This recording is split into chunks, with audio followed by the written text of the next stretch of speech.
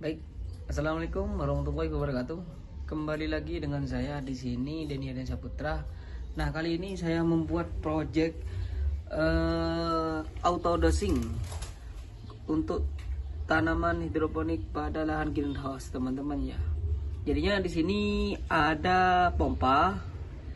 Pompanya di sini ada 4, yaitu ada pH A, pH down, nutrisi A, sama nutrisi B. Nah, setelah itu juga outputnya kita ada 4 di sini ya.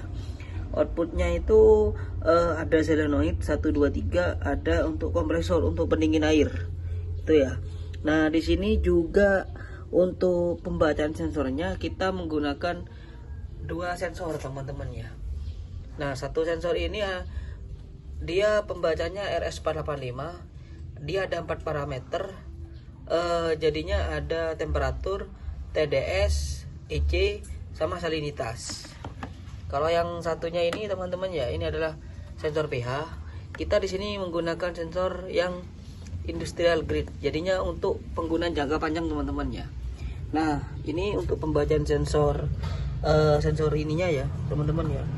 Sensor TDS atau RS485, ini pH, ini kabel ada 2, kuning sama biru, sebagai komunikasi ke ini display, teman-teman. Jadinya data-data pH, salinitas, EC ini sudah bisa diambil melalui 2 kabel ini. Gitu ya, teman-teman ya. Nah, ini komunikasinya kita pakai Modbus, teman-teman ya.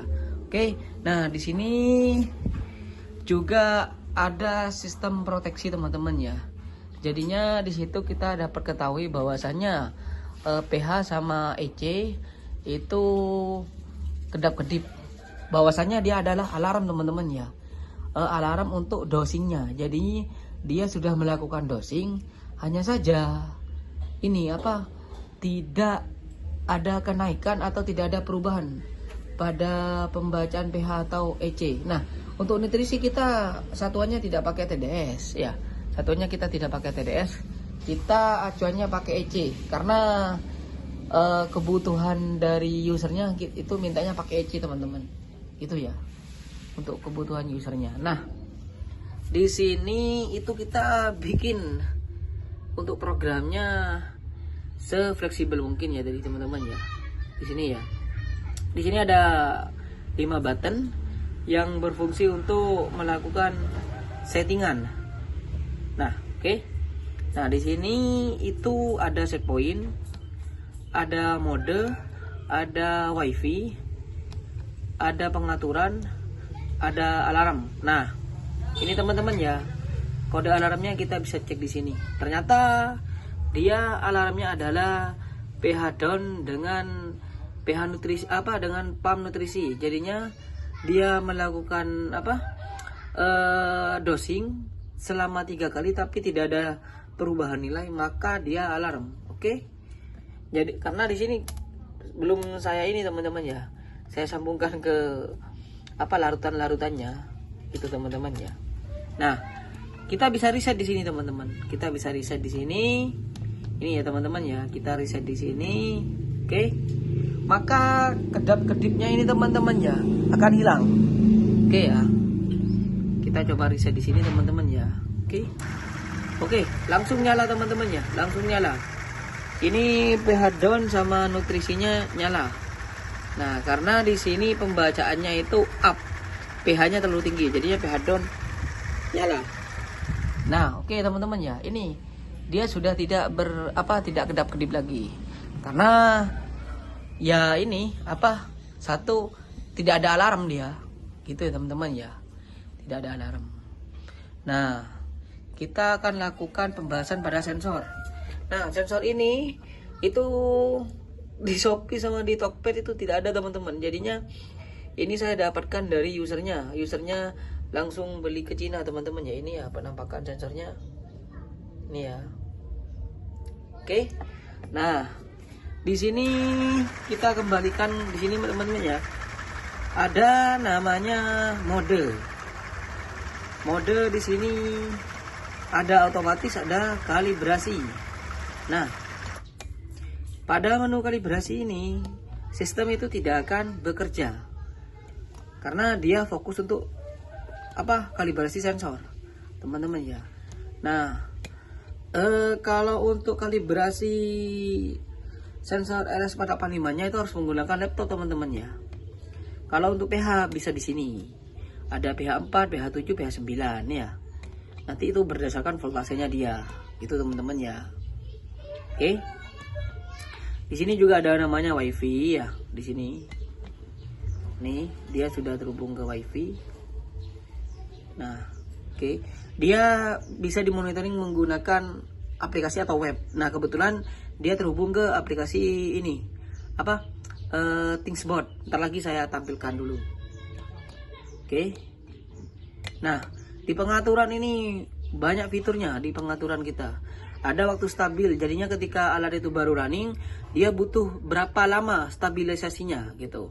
Ada waktu pengecekan di sini. Nah, waktu pengecekan maksudnya gitu. Gini teman-teman ya. Ketika melakukan dosing, nah nanti kan larutan itu akan terlarut kan. Larutan kayak pH up atau pH down-nya akan terlarut. Nah, dia butuh waktu berapa lama gitu. Bisa kita cek sini. Ini satunya menit ya.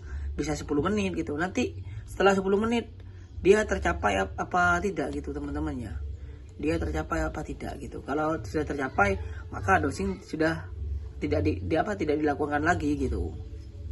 Nah, ini kayak pompa nih, ini untuk durasi pompanya ini ya. Untuk si pH mau nyalanya berapa detik ketika dosing. Bisa diatur juga. Ini untuk pompa EC-nya, durasi pump EC bisa disetting juga berapa detik juga gitu teman-teman ya. Sesuaikan dengan panjang ini ya selangnya ya teman-teman ya, karena di lapangan itu beda-beda. Oke. Nah, setelah itu ada manual pump. Manual pump ini difungsikan ketika dalam mode kalibrasi. Dia bisa digunakan ketika mohon maaf nanti sensornya itu bermasalah, itu bisa kita lakukan manual pump di sini teman-teman ya. Nah, harus dalam kondisi mode kalibrasi gitu teman-teman ya. Nah, ini durasinya untuk manual pumpnya adalah 15 detik. Nah, jalankan pompa. Oke. Nah, pompa pH up nyala teman-teman gitu.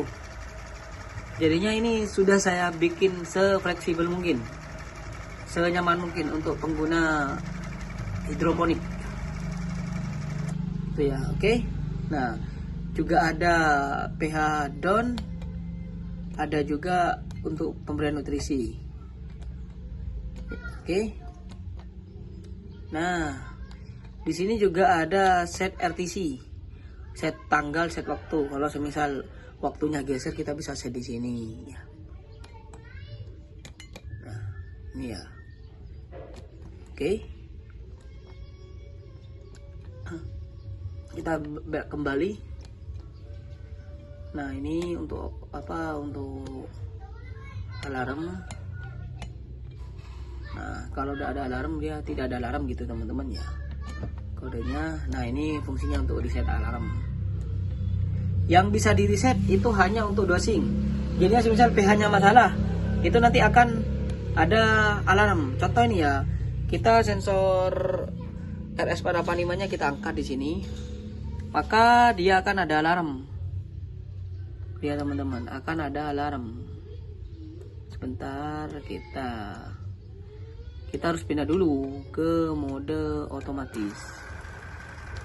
Oke ya.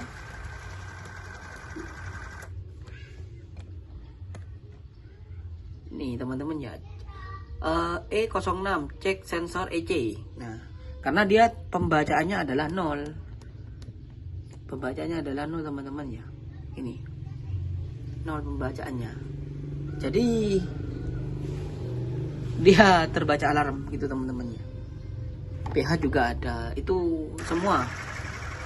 Tuh, oke. Udah running kembali. Nah, kita coba buka kabelnya ya untuk komunikasinya. Nah,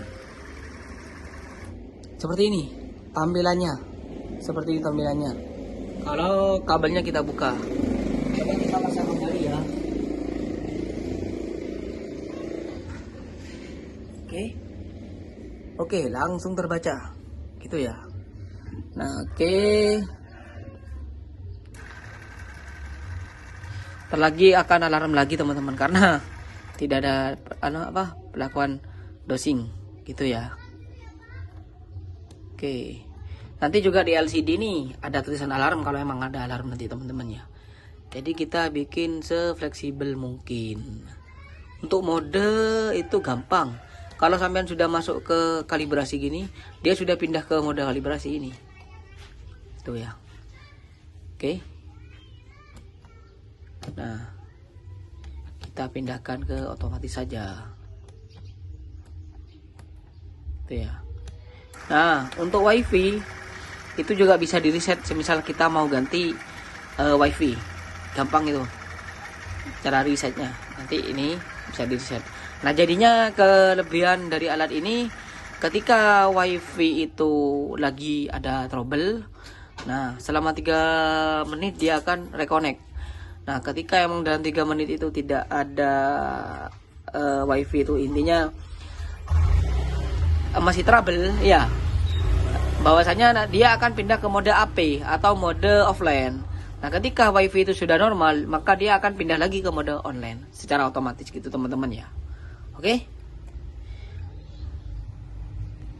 Oke.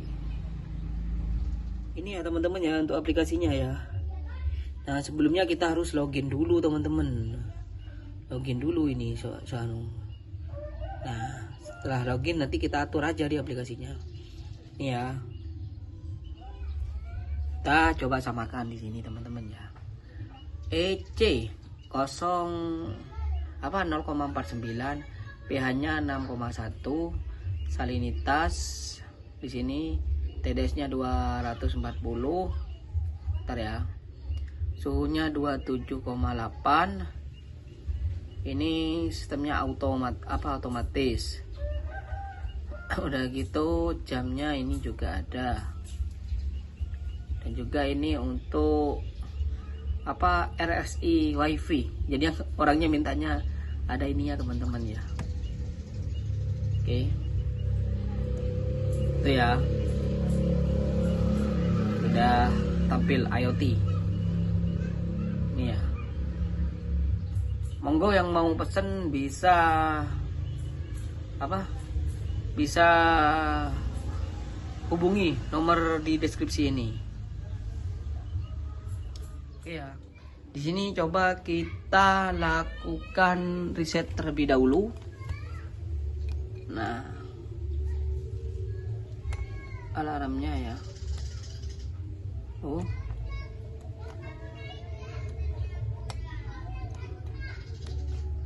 Oke. Nah, untuk uji cobanya kita di sini pakai garam teman-teman ya, untuk menaikkan nilai TDS atau EC-nya. Oke. Nah, ini sudah naik teman-teman ya. Oke. Terlalu banyak saya ngasihnya teman-teman ya. Iya, EC-nya sudah terbaca 1,5. Sedangkan di sini untuk set point-nya